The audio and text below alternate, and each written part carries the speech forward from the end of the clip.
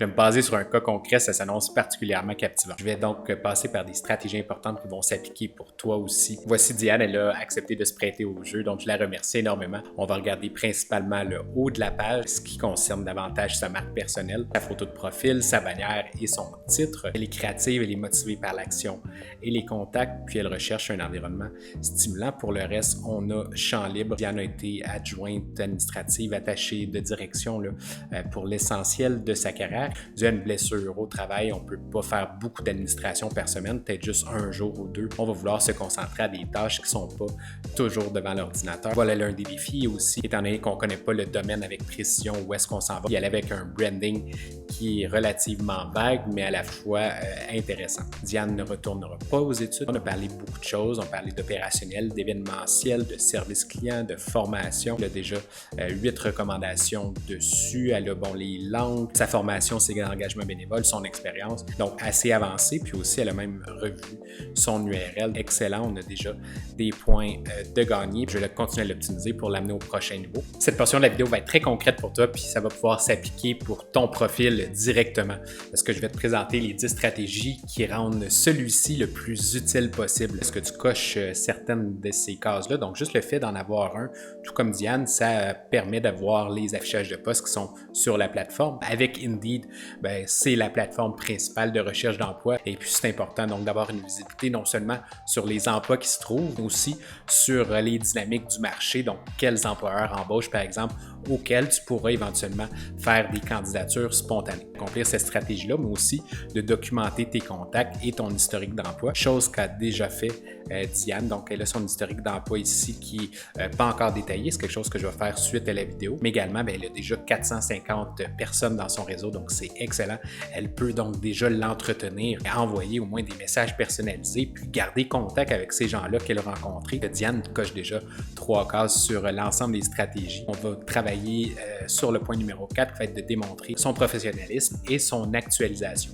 Elle a déjà fait de très belles choses. Je me réfère donc aux recommandations. Elle a ajouté une trentaine de compétences et des sections supplémentaires telles que le bénévolat, raccourci l'URL de son profil. Quand on accumule tous ces petits détails-là, au final, on vient démontrer une actualisation technologique. Lorsqu'on a un profil complet avec des sections bien remplies, qu'on est fier de celui-ci, on peut accomplir la stratégie numéro 5 qui va être de complémenter notre candidature grâce à LinkedIn. Ça se fait avec une signature de courriel, par exemple. Allez voir mon profil LinkedIn qui se trouve ici, mais aussi directement à partir du CV avec un appel à l'action. Comment est-ce qu'on complémente un CV avec LinkedIn? Des éléments supplémentaires, des expériences qui n'auraient pas rentré sur celui-ci, des contextualisations par rapport à comment est-ce qu'on a été embauché, comment est-ce que les projets ont évolué pendant qu'on était à l'emploi, d'autres éléments comme la photo avec le sommaire. Ce sera de cette façon qu'on vient complémenter notre candidature. Par contre, aujourd'hui, on ne pourra pas accomplir la stratégie numéro 6 qui aurait été donc de préciser une direction. On va travailler légèrement sur la marque personnelle, certes, mais elle ne sera peut-être pas encore suffisamment précise. Il va falloir continuer de la travailler. On ne vient pas ici clarifier une expertise, étant donné qu'on veut se détacher de l'administratif. Peut-être que dans ton cas, tu vas pouvoir préciser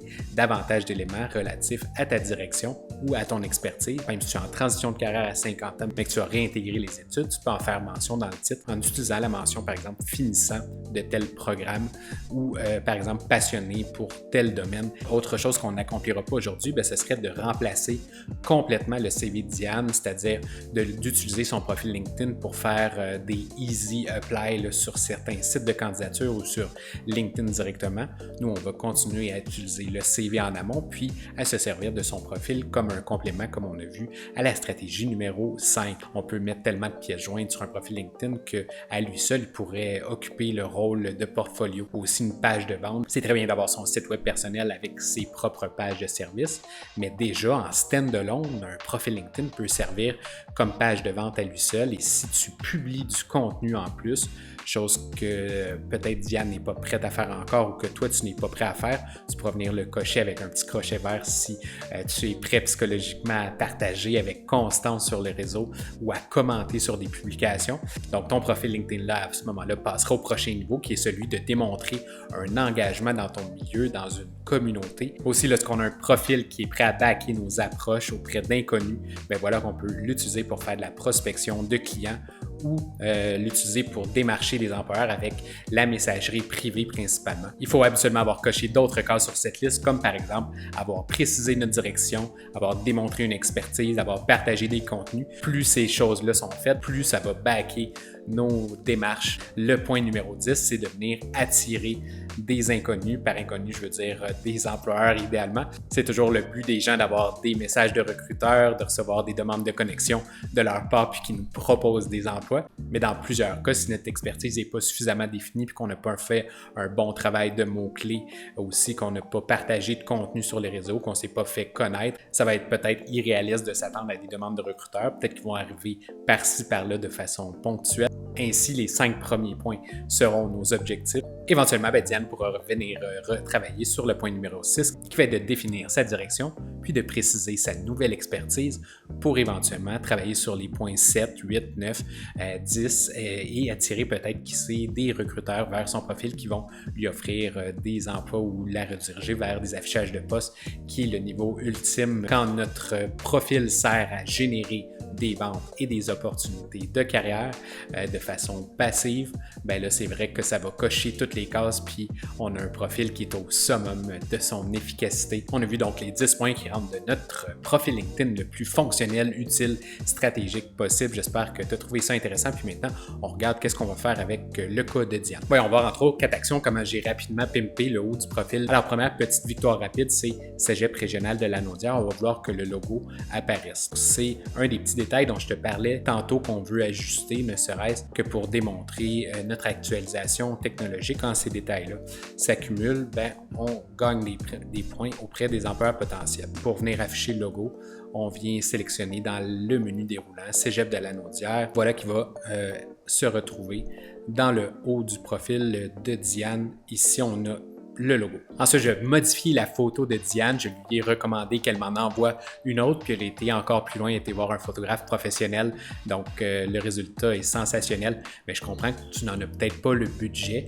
Déjà, avec ton cellulaire, puis l'aide d'un proche, tu peux prendre des photos avec une bonne résolution, point semi-pro. Et si tu veux aller plus loin toi aussi, sans nécessairement dépenser pour un photographe professionnel, maintenant, tu peux générer des photos professionnelles prêtes pour ton LinkedIn à partir de selfies. Ça peut aller jusqu'à une soixantaine de dollars. Prochaine étape, je vais revoir la bannière. Pour ce faire, je viens ici en haut à droite, modifier l'arrière-plan du profil, mais là, je n'ai pas encore d'arrière-plan. On va aller le créer à partir de Canva. On va garder ça hyper simple puis sobre. Je vais aller donc chercher le gris qui est utilisé sur la photo de profil. Je vais ouvrir donc avec Google Chrome pour voir quel type de gris est utilisé exactement avec une extension Chrome qui s'appelle Colorzilla. Tu peux aller chercher le code de couleur avec l'option ici qui est prélever la couleur de la page. Ça a été donc copié dans le presse-papier. Je m'en vais dans Canva. Je vais aller chercher pour la photo d'arrière-plan de LinkedIn. C'est le format que je veux en 1584 par 396. Et ici, dans le fond, je vais mettre le même gris qui est utilisé. Je pèse sur plus. Je vais ajouter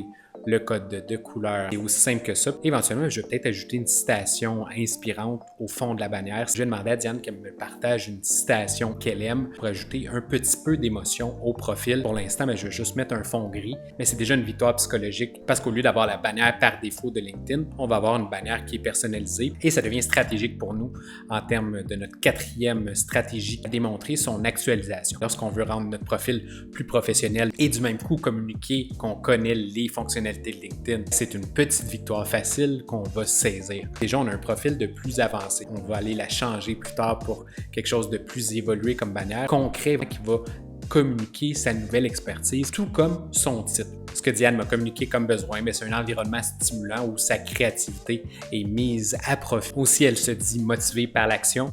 Je vais employer un titre LinkedIn qui va chercher ces 2-3 éléments-là. Ainsi, voyons voir ce que je lui proposerais. Donc, au lieu d'assistante exécutive qui définissait son ancien métier, on a donc pour Diane créativité débordante, flamme pour l'action et sur LinkedIn pour connecter.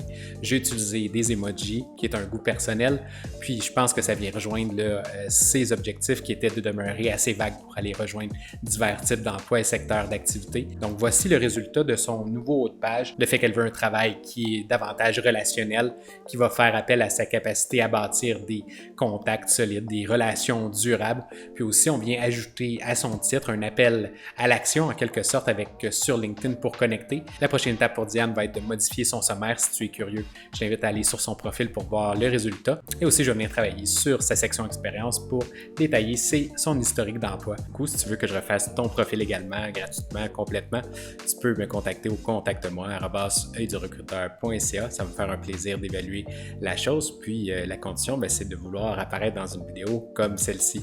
Merci beaucoup d'avoir écouté ma vidéo jusqu'à la fin. Je t'inviterai à mettre un like pour m'encourager à en produire des nouvelles. Aussi, abonne-toi à la chaîne pour plus de conseils sur la recherche d'emploi, la carrière et l'évolution numérique. Là-dessus, on se dit à la prochaine. Salut!